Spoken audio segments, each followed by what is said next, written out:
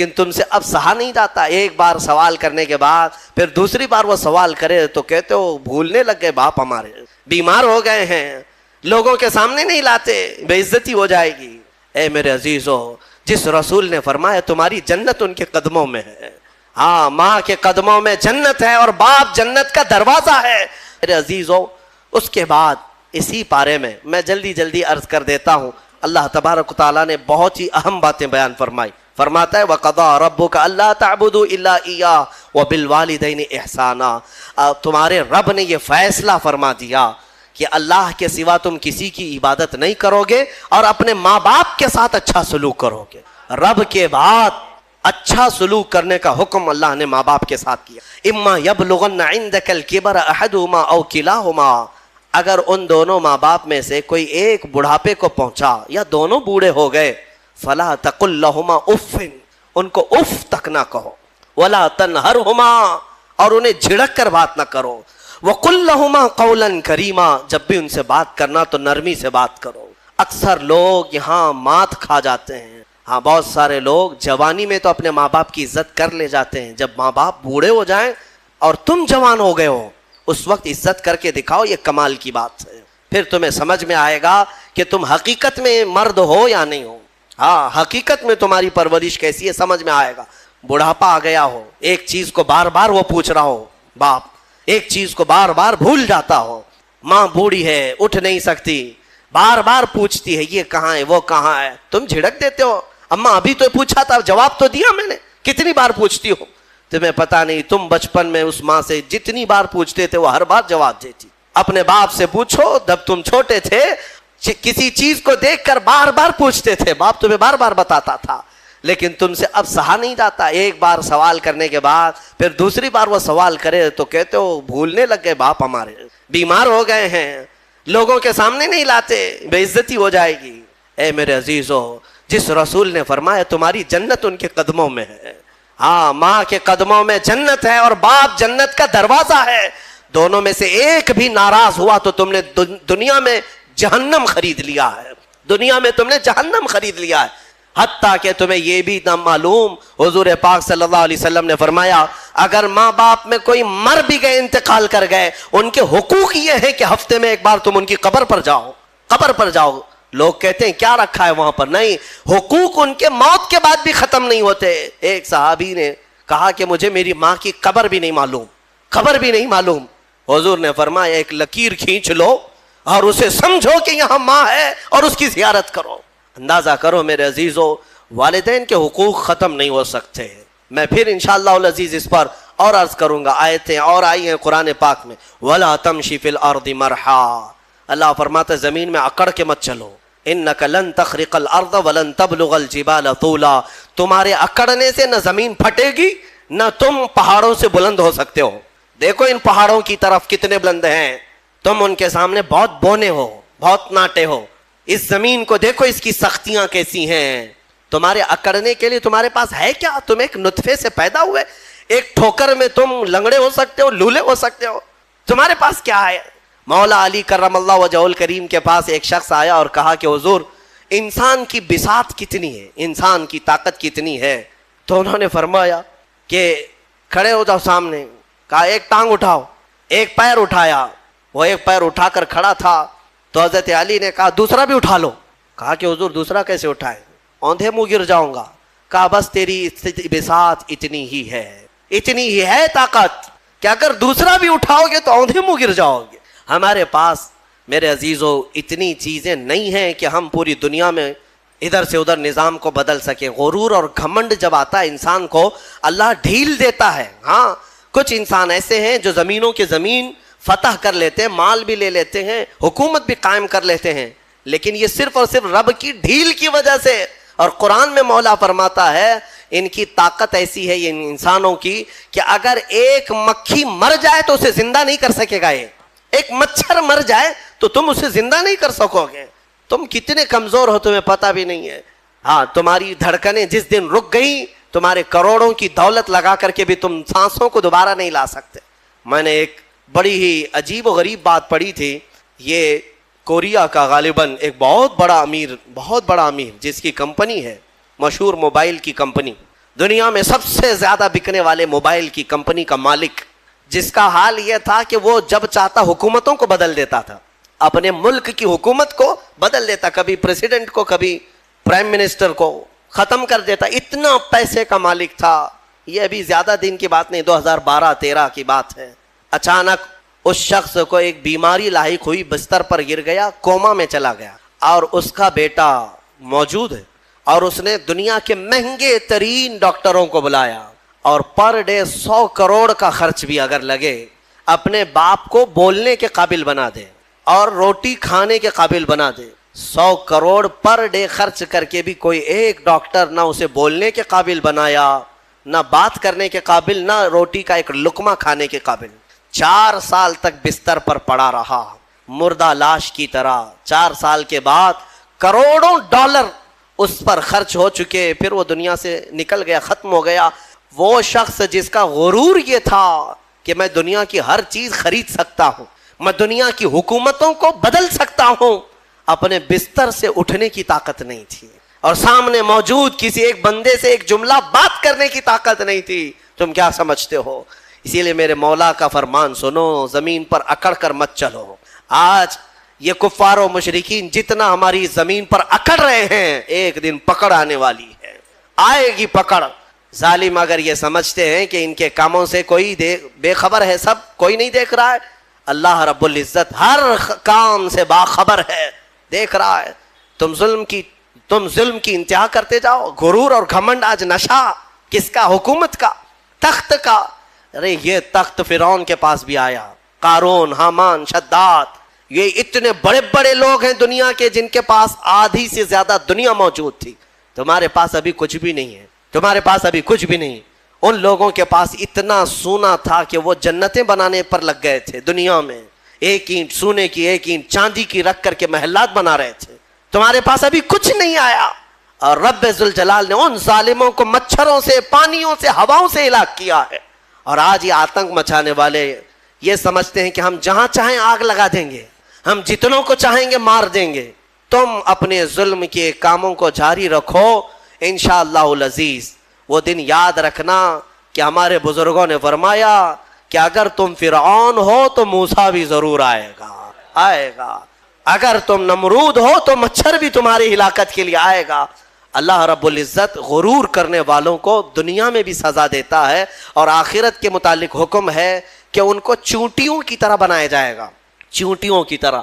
اور حکم ہوگا کہ اے اہل محشر، ان کو روندو اپنے پاؤں سے، روندو اپنے پاؤں سے. جو گھمنڈ کرتے تھے دنیا میں، غرور کرتے تھے، اور انہیں پاؤں سے لوگ روند رہے ہوں گے، وہ چھوٹی چھوٹے ہو چکے ہوں گے. اور رب تبارک و تعالیٰ ان سے فرمائے گا یہ وہ لوگ ہیں دنیا میں جو اکڑتے تھے، گھمنڈ کرتے تھے، غرور کرتے تھے، اور انہیں ایسا لگتا تھا کہ ساری طاقت ان کے پاس ہے. میرے عزیزو، آپ سے بھی میں یہی کہوں گا، عاجزی اختیار کرو.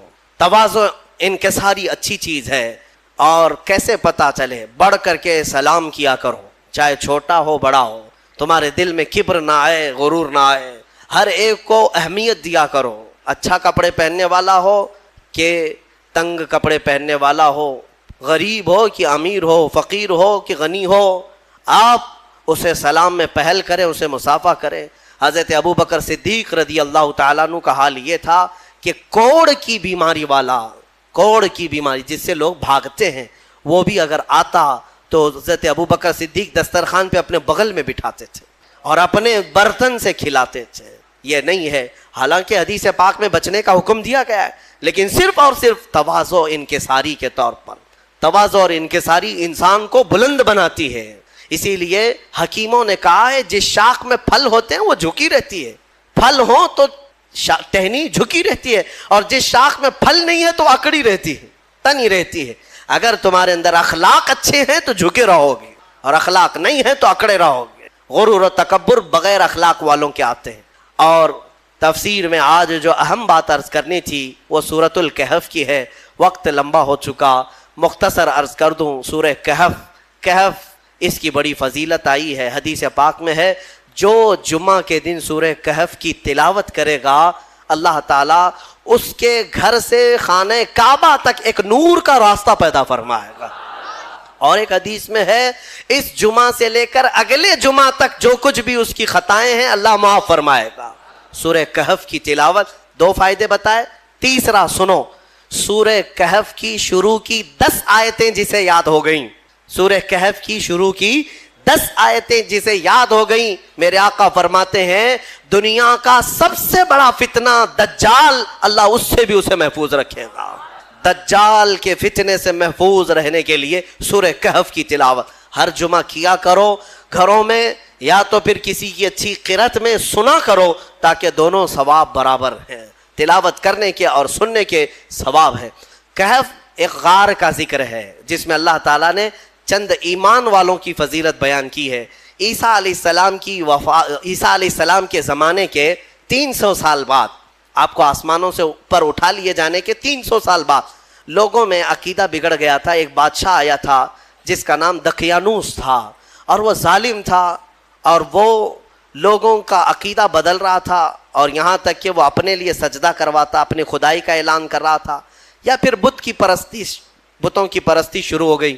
لیکن اس زمانے میں لوگ ڈر کے مارے گھر واپسی کرنے کی بات جیسے ہو رہی ہے ویسے ہی بادشاہ اپنے پیسوں کے بلبوتے ان کو یہ کہلاتے کہ تمہارا دین الگ ہے، تم الگ دین میں آئے تھے، واپس آ جاؤ۔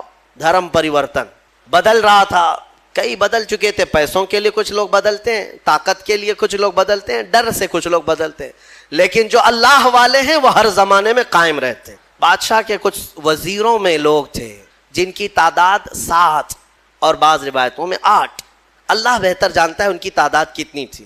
یہ الگ الگ لوگ تھے، یہ ایمان والے لوگ تھے جو اللہ پر ایمان رکھتے اور آخرت پر ایمان۔ اب وہ جو ذکر کرتا اسے مار دیا جاتا۔ تو ان لوگوں نے ایک دن مشورہ کیا کہ اس شہر کو چھوڑ کر ہم دور چلے جاتے ہیں، اپنے ایمان کی حفاظت کریں۔ اب یہاں ایمان بچانا بہت مشکل ہو گیا ہے، ورنہ بادشاہ کے سامنے سر جھکانا پڑے گا، شرک اور کفر کرنا پڑے گا، ہم چلتے ہیں شہر سے باہر۔ یہ ساتوں نے راتوں رات مشورہ کیا اور نکل پڑے۔ ان کے ساتھ ایک کتا ہو لیا، اصحاب کہف کا کتا کہا جاتا، ساتھ میں چلتا رہا، اور یہ لوگ آبادی سے بہت دور نکل کر باہر گئے، اور ایک غار تھا، اس غار میں ان لوگوں نے رات کو پناہ لی، سونے کے لیے چلے گئے۔ اور وہاں پر جب سونے کے لیے وہ لوگ گئے تو اللہ تعالیٰ فرماتا ہے فَضَرَبْنَا عَلَىٰ آذَانِهِمْ فِي الْكَهْفِ سِنِينَ عَدَدًا، ہم نے ان کے کانوں پر سالوں تک کے لیے نیند کو طاری کر دیا، سلا دیا ان کو رب تعالیٰ۔ وہ ایسی گہری نیند میں سو گئے کہ پھر اٹھے نہیں، دن گزرتے چلے گئے۔ بادشاہ کو کسی نے خبر کر دی کہ تیرے دربار کے یہ وزیر بھاگے ہیں۔ بادشاہ نے ڈھونڈنے کا حکم دیا، اور ڈھونڈتے ڈھونڈتے ان کے پیروں کے نشان سے وہاں غار تک لوگ پہنچ گئے۔ بادشاہ سے کسی ایک شخص نے کہا اس غار کے اندر یہ لوگ سو رہے ہیں۔ تو بادشاہ نے کہا ان کی سزا یہ ہے کہ اس غار کو اچھی طرح سے دیوار لگا کر بند کر دو، یہی ان کی قبر بن گئی، یہ کبھی باہر نہ آ سکے، ان کی سزا یہی ہے۔ دیوار تعمیر کر دی گئی اور غار کا منہ سب بند کر دیا گیا، وہ نکل نہیں سکتے تھے۔ اندر جیسی وہ لوگ سو گئے، بادشاہ سزا دے کر چلا گیا۔ وہاں ایک چرواہا تھا، اس نے ان کا پورا واقعہ دیوار پر لکھ دیا، یہ کون لوگ تھے، ان کا نام کیا تھا، یہ کیوں اپنے شہر سے نکلے تھے، لکھ کر کے رکھ دیا۔ زمانے بدلتے گئے، مہینے، سال، اس کے بعد صدیاں، 300 سال گزر گئے، 300 سال گزر گئے تقریباً۔ 300 سال کے بعد اللہ تبارک و تعالیٰ نے دوبارہ انہیں اٹھایا۔ وہ جب اٹھے تو آپس میں ایک دوسرے کو دیکھنے لگے، پوچھنے لگے کتنی دیر ہو گئی سو کر کے۔ کسی نے کہا ہم رات کو آئے تھے صبح ہو گئی ہے، کسی نے کہا صبح آئے تھے دوپہر ہوئی۔ اب اسی سے آپ اندازہ لگا لیں کہ رب تبارک و تعالیٰ صدیوں کو چاہے تو منٹوں میں گھیر سکتا ہے۔ جب اصحاب کہف کے ایمان والوں کے لیے 300 سال آدھے دن کے برابر لگ رہے ہوں تو میرے مصطفیٰ کے معراج کا سفر اگر وہ لاکھوں سال کا بھی ہو تو دنیا والوں کے لیے منٹوں کا کیوں نہیں لگ سکتا؟ یہ اللہ رب العزت جیسا چاہے وقت کو گھیر دے اور چھوٹے وقت کو چاہے تو طویل کر دے۔ ہاں، اب اٹھے اور اس کے بعد ان لوگوں نے پھر آپس میں دیکھ کر نشانیاں بھی بدلی ہوئی تھیں، بال بڑے تھے، ناخن بہت بڑے ہو چکے تھے، سب تبدیلی تھی۔ تو پھر انہوں نے کہا خیر جیسا بھی ہے ایک صاحب کو بھیجو تاکہ کھانا لے آئے، بھوک لگی۔ تو ایک صاحب ان میں جو تھے ان کو کہا کہ چھپ کر کے جانا، کہیں بادشاہ کے کارندے دیکھ نہ لیں، ورنہ وہ ہمیں پکڑ لیں گے تو پھر اپنے دین میں واپس لے جائیں گے، یا تو پھر ہمیں ہلاک کر دیں گے۔ یرجموکم او یعیدوکم فی ملتہم، وہ اپنی دین میں ہمیں واپس لے جائیں گے، سنبھل کر جانا۔ پھر ایک صاحب نکلے پیسے لے کر کے، بازار میں گئے کھانا لینے کے لیے، کھانا خریدا اور پیسے دیا۔ ارے 300 سال پہلے کا سکہ تھا، کتنی بادشاہتیں آئی گئی۔ دکان والے نے دیکھا اور کہا یہ کیا دے رہے ہو؟ کہا پیسہ دے رہے ہیں۔ کہا یہ پیسے کہاں سے تمہیں ملے؟ کہا یہ ہمارے اپنے پیسے ہیں۔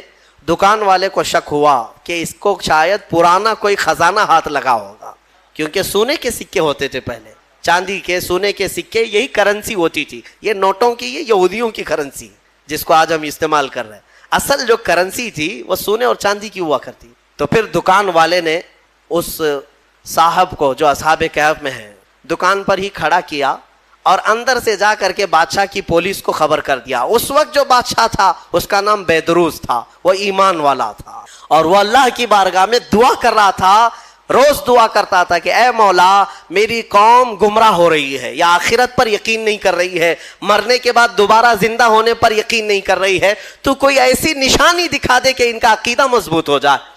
بادشاہ کی دعا پر اللہ تبارک و تعالیٰ نے دوبارہ ان کو زندہ کیا ہے۔ تو بیدروس کے پاس جب یہ خبر پہنچی کہ ایسا ایسا ایک شخص آیا ہے جو پرانے زمانے کے سکے لے آیا ہے، تو بادشاہ نے اپنی فوج کو ساتھ کر دیا کہ جاؤ اس شخص کے ساتھ، یہ کہاں سے آیا۔ جب یہ کھانا لینے آئے ہوئے صاحب نکل کر کے واپس پوری فوج کے ساتھ غار آ رہے تھے، تو اصحاب کہف نے کہا ہمارا ساتھی پکڑا گیا اور بادشاہ کی فوج آ رہی ہے ہمیں گرفتار کرنے۔ لیکن جو آئے وہ لوگ، ان لوگوں کو دیکھا تو سارے لوگوں نے اللہ کی بارگاہ میں سجدہ ریز ہو گئے۔ کہا اصحاب کہف کے بارے میں ان لوگوں نے سن رکھا تھا کہ کچھ لوگ ایسے تھے جو بادشاہ سے اپنا ایمان بچا کر چلے گئے تھے اور غار ان کے لیے قبر بنا دی گئی تھی، اور آج غار کھلا ہے اور اس میں یہ لوگ زندہ سلامت بیٹھے ہوئے، 300 سال کے بعد زندہ سلامت بیٹھے۔ تو بادشاہ نے اپنی پوری قوم کو بلایا اور کہا کہ دیکھو وہ رب قدیر 300 سال کے بعد جب کسی کو بیدار کر سکتا ہے تو ہر انسان کو موت کے بعد دوبارہ زندہ ضرور فرمائے گا۔ عقیدہ آخرت کو زندہ کیا۔ اب اصحاب کہف دوبارہ اپنی غار میں گئے، کھانے ہونے کا مسئلہ تو ختم، اور دوبارہ ان کو نیند لگ گئی۔ اللہ نے پھر ان کو گہری نیند میں سلا دیا۔ جیسی ہی وہ سو گئے تو اصحاب کہف کا کتا بھی اسی طرح زندہ ہوا، اسی طرح پھر سویا۔ اب جو بیدروس تھا اس نے دیوار پھر سے بنا دی اور ان کا پورا واقعہ لکھا، اور وہاں ایک مسجد۔ پھر میں خلاصتاً یہ بات کہوں گا کہ ہم نے دنیا میں اتنی ساری چیزیں پھیلا لی ہیں، اتنے سارے، جس کی وجہ سے غموں کا بوجھ ہمارے دماغ پر طاری ہے، اور ایک وقت وہ آئے گا جب ساری چیزیں چھوڑ کر کے فوراً بھاگنا پڑے گا، نکلنا پڑے گا۔ کچھ لوگوں کے متعلق کہا گیا ہے کہ روح نکلنے کے وقت اس کو بہت تکلیف ہوتی ہے، سب کے لیے نہیں۔ کچھ ایسے لوگ ہیں جن کے روح نکلنے کے وقت درد زیادہ ہوتا ہے، تکلیف زیادہ ہوتی ہے مرنے کے وقت۔ پوچھا گیا کیوں؟ کہا کہ یہ روح جو ہے اس کی ساری بنائی ہوئی چیزوں میں اٹکی ہوئی ہے، اس کی اولاد میں بھی ہے، اس کے مال میں بھی لگی ہوئی ہے، اس کے گھر میں بھی لگی ہوئی ہے، اس کے جائیداد میں بھی لگی ہوئی ہے۔ روح جب نکل رہی ہوتی ہے ان سب چیزوں سے بھی نکل رہی ہے، جہاں جہاں اس کی خواہشات لگی ہوئی تھی سب جگہ سے کھینچا جا رہا ہے، تو درد بڑھتا چلا جاتا ہے، تکلیف بڑھتی چلی جاتی ہے، اور پھر وہ جب دیکھ رہا ہوتا ہے خالی ہاتھ جا رہا ہو، تکلیف زیادہ ہوتی ہے۔ اسی لیے میرے عزیز و اللہ کے نبی صلی اللہ تعالیٰ علیہ وسلم کا جب آخری وقت آیا، آپ کے وصال کا وقت آیا، حضور نے اپنی بیویوں کو بلایا، ازواج مطہرات کو بلایا اور پوچھا کہ کس کے پاس کتنا سونا ہے، کتنا زیور ہے۔ ازواج مطہرات نے کہا میرے پاس اتنا ہے، ان کے پاس اتنا ہے۔ سب نے اپنے چاندی سونے کے زیورات لا کر پیش کر دیا۔ حضور پاک صلی اللہ علیہ وسلم نے فرمایا اے میری بیویوں، اے میری ازواج، اگر تم چاہو تو یہ سب اللہ کی راہ میں خیرات کر دو، اللہ کی راہ میں اس کو وقف کر دو، خیرات کر دو۔ بیویوں نے پوچھا یا رسول اللہ صلی اللہ علیہ وسلم، کیا آج سے سونا چاندی پہننا حرام ہو گیا ہے؟ کیا ہمارے لیے ناجائز ہو گیا ہے؟ نبی پاک صلی اللہ علیہ وسلم نے فرمایا نہیں، زینت تو تمہارے ہی لیے ہے، سونا اور چاندی تمہارے لیے ہے، حرام نہیں ہے، ناجائز نہیں ہے، لیکن میں دیکھ رہا ہوں میری زندگی کا آخری وقت آ گیا، میں رب ذوالجلال کی بارگاہ میں جانے والا ہوں، میں یہ چاہتا ہوں کہ اس حال میں دنیا سے جاؤں کہ میرے گھر میں سونا چاندی کا کوئی ٹکڑا پڑا ہوا نہ ہو اور اللہ کی بارگاہ میں فقیر اٹھایا جاؤ۔ یہ نبی پاک صلی اللہ تعالیٰ علیہ وسلم کی خواہش ہے کہ میں اللہ کی بارگاہ میں اس حال میں جاؤں کہ میرے گھر میں کوئی چیز رکھی ہوئی نہ ہو، سونا اور چاندی، مال و دولت۔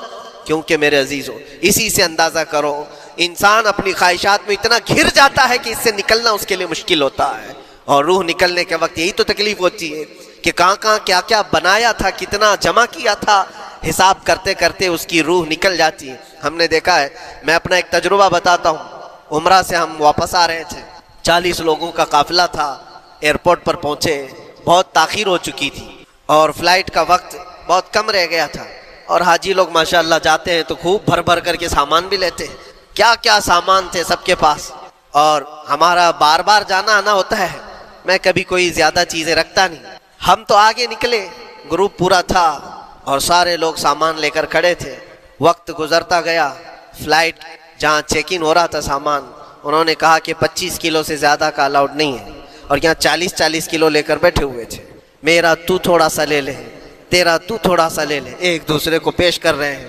3-4 لوگوں نے تو مجھے پکڑایا کہ آپ کے پاس سامان کم ہے مفتی صاحب، آپ تھوڑا سا ہمارا لے لو، جس کا لے سکتے تھے لے لیا۔ پھر اس کے بعد 1 گھنٹے سے کم ٹائم بچا تھا، انہوں نے کاؤنٹر کلوز کر دیا۔ میں نے دیکھا 20 سے 25 حاجی ایسے ہیں جن کا سامان بکھرا ہوا ہے، اور کیا لے جا سکتے ہیں ہاتھ میں، وہ بھی 7 کلو 8 کلو اتنا ہی تھا۔ ان کی خواہشات میں دیکھ رہا تھا، کوئی مسلح اٹھاتا ہے، کوئی کھجور اٹھاتا ہے، کوئی نہیں میرے بچوں کے لیے کھلونے لیا تھا اس کو لے لیتا ہوں، وہ لے لو تو مسلح چھوڑنا پڑتا ہے، یہ لے لو تو کھجور چھوڑنا پڑ جاتا ہے۔ کسی نہ کسی طرح سے وہ لوگ آخری وقت 2-4 چیزیں لے کر کے نکل رہے تھے، اور بکھرا ہوا پورا سامان ایئرپورٹ پر ایسے ہی موجود تھا، 1-2 کلو نہیں، کتنے کلو کا سامان چھوڑ کر کے یوں ہی آنا پڑا۔ یا تو پھر فلائٹ کے سفر پہ جاؤ یا سامان میں لگے رہو، 2 ہی آپشن تھے، اور کون وہ چھوٹے سامان کے لیے اپنا سفر ملتوی کرتا۔ واپس آئے، حسرت بھری نگاہوں سے دیکھتے رہے اپنے سامان کو، اور پھر اندر آ کر جب بیٹھے میرے ذہن میں یہ بات گونجنے لگی، یہی حالت ہوتی ہوگی جب انسان دنیا سے جا رہا ہوتا ہے، جب یہاں سے رخصتی کا وقت آتا ہے اور ملک الموت سر پر آ کر کھڑا ہو جاتا ہے، روح نکلنے کے لیے بھی تھوڑا سا وقت باقی ہے، بس منٹوں میں بھی نہیں رہ گیا۔ جب اس کو نظر آتا ہے، اب یہ سوچتا ہے اتنی نمازیں باقی رہ گئی، اتنی زکوٰۃ بھی رہ گئی، حج بھی تھا، اور بھی کچھ چیزیں کسی کے دینے کے باقی تھے، قرضے بھی تھے، کس چیز کی نصیحت کروں، کس چیز کی وصیت کروں؟ فلاں جگہ ایک گھر خرید کر کے اس کے ڈاکیومنٹ تو وہاں رکھا تھا، بیٹے کو بھی نہیں بتایا، بیٹی کو بھی نہیں بتایا، پتہ نہیں کس کے ہاتھ لگ جائے گا۔ یہ خواہشات گھومتی رہتی ہیں، وہ کسی کو بتا بھی نہیں پاتا، ادھر ملک الموت روح نکال کر نکل پڑتے ہیں۔ یہ انسان کی شارٹ لائف ہے، مختصر سی زندگی ہے، جہاں یہ خواہشات دھری کی دھری رہ جاتی ہیں۔ اسی لیے شیخ سعدی نے بہت اچھی بات فرمائی، ایک بادشاہ نے اعلان کیا تھا اپنے وزیروں میں سے ایک کو، اس سے بہت خوش ہوا اور کہا جا آج تجھے میں اتنی جائیداد دوں گا، اتنی زمین، اتنی پراپرٹی دوں گا، جتنا تو اپنے ہاتھ میں ایک لکڑی لے کر گھیر دے گا، جتنی زمین تو گھیرے گا اتنی تیرے نام لکھ دوں گا، لیکن اس کے لیے ایک شرط ہے، صبح یہ لکڑی لے کر تو راؤنڈ مارنا اور اتنا گول سرکل بنانا سورج ڈوبنے سے پہلے پہلے تک، جتنی زمین گھیر لے گا وہ پوری تیرے نام پر۔ اس نے سوچا کہ اتنی بڑی زمین میں گھیر سکتا ہوں ایک پورے دن۔ میاں ممبئی والے اچھی طرح جانتے ہیں 4x4 کی جگہ مل جائے تو یہاں کتنی بڑی غنیمت ہوتی، اور اس بندے کو بادشاہ نے کہا لکڑی ہاتھ میں لے لے اور لکیر کھینچ، شام ہونے سے پہلے جتنا کرے گا پورا تیرے نام پر۔ وہ نکلا، اور جب لکیر کھینچتے کھینچتے جب چلنے لگا، پیچھے مڑ کے دیکھتا تھا بہت لمبی ہو گئی ہے، اتنی زمین میرے نام پر ہونے والی ہے۔ دوپہر ہو گئی، وہ واپس آنا نہیں چاہ رہا ہے، واپس آ کر کے سرکل پہ ختم تو کرنا ہے جہاں سے شروع کیا تھا۔ سوچتا اور تھوڑا سا اور تھوڑا کرتے کرتے وہ اثر ہو گئی اس کی، اب اس کو لگا کہ واپس پلٹنا چاہیے۔ کئی کلومیٹر ہو گئے تھے، اتنے کلومیٹر کی زمین اب وہ اپنے نام پر کروانے والا تھا، لیکن جب واپس پلٹنے کا وقت آیا سانس پھولنے لگ گئی، کیونکہ صبح سے چل رہا ہے، کھایا بھی نہیں ہے، پیا بھی نہیں ہے، جس چیز کو جمع کرنے کے لیے دوڑتا رہا، اب سورج پیلا پڑ گیا، ڈوبنا کے وقت قریب آنے لگا تو اب بھاگنا شروع کیا۔ بادشاہ اور اس کے وزیر انتظار کر رہے تھے کہ یہ لوٹے گا بھی، اب دیکھا بڑی دور سے یہ دوڑتا آ رہا ہے اپنی لکڑی کو لکیر زمین پر کھینچتے ہوئے کہ جلد سے جلد اپنے اس پوائنٹ پر پہنچ جاؤں جہاں سے شروع کیا تھا۔ سانس پھولنے لگ گئی، دوڑتے ہانپنے لگ گیا، سورج ڈوبنے کے قریب آ گیا، آخری کرنیں باقی تھی اور اس کا پوائنٹ بھی قریب آ گیا تھا۔ دوڑتے دوڑتے کسی طرح سورج غروب ہونے سے پہلے پہنچ گیا وہاں پر، لیکن کثرت سے بھاگنے کی وجہ سے ٹھوکر کھا کر کے گر گیا اور اپنے اس پوائنٹ پر لکڑی لا کر کے جمع کر دیا۔ بہت بڑا سرکل، بہت بڑی لکیر کھینچا تھا، لیکن ایسا گرا کہ دوبارہ اٹھ نہیں سکا۔ جب سپاہی اٹھانے کو آئے تو اس کی موت ہو چکی تھی، اس کی روح نکل چکی تھی، اتنا دوڑا تھا اس کی روح نکل گئی۔ بادشاہ نے کہا اس نے صبح سے لے کر شام تک اپنے نام جائیداد کرنے کے لیے اتنی دوڑ لگائی، بہت لمبی لکیر کھینچا، اتنی بڑی پراپرٹیز کے نام پر ہوتی، لیکن عقل مند دانشور تھا بادشاہ۔ اس نے کہا جہاں یہ گرا ہے وہیں اس کو دفن کرو، اور اس کے بعد اس کی قبر پر لکھا گیا تھا کہ اس کو ضرورت اتنے 2 گز زمین کی تھی، دوڑتا کتنا لمبا رہا، صبح سے شام تک اتنی لمبی لکیر کھینچ لیا، لیکن سونے کے لیے اس کو جو جگہ چاہیے تھی وہ بس اتنی ہی سی تھی، وہ 6 فٹ کی جگہ۔ عزیزان گرامی، یہ ایک زندگی کے کسی کا حادثہ ہو سکتا ہے، لیکن میں نے دیکھا ہے کہ تقریباً سب کی لائف میں یہی ہے۔ ہم اپنی خواہشات کے پیچھے اتنی تیز دوڑتے رہتے ہیں، لیکن جس چیز کی ہمیں ضرورت ہے اس کی طرف ایک بار بھی نظر نہیں کرتے۔ کون سی چیز ہے جس کی ہمیں ضرورت ہے؟ وہ ہمیشہ کی زندگی آخرت کے لیے جو چیز چاہیے وہ اللہ کا ذکر ہے، وہ رب ذوالجلال کی ذات پر یقین اور توکل ہے۔ آج اللہ نے صحت و سلامتی کے ساتھ زندگی دی ہے تو وقت نکالو اور بارگاہ رب العزت میں